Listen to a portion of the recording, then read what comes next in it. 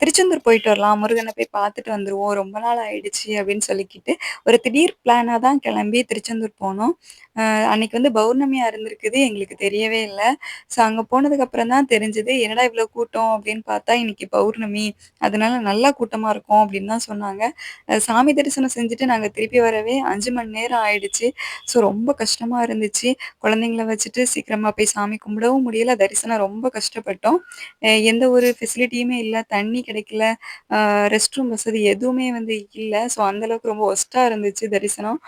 அதுக்கப்புறமா வெளிய வந்து கடற்கரை மணல்ல சார விளையாட விட்டா, அவர் பாட்டுக்கு ஜாலியா நெறைய நேரம் உட்காந்து விளையாடிக்கிட்டு இருந்தாரு.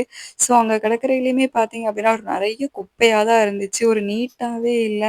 மொத்தத்திலே இந்த தடவ திருச்செந்தூர் போனது ஃபுல்லாவே வந்து டிசப்பாயின்ட்மென்ட் தான். சாமி தரிசனமும் ஒரு 5 ஹவர்ஸ் அவ்ளோ வொர்ஸ்ட்டா போச்சுது. கடற்கரைக்கு வந்தா அதுவுமே ரொம்ப வொர்ஸ்ட்டா தான் இருந்துச்சு. குழந்தைய வச்சுட்டு ரொம்பவே வந்து கஷ்டமா இருந்தது.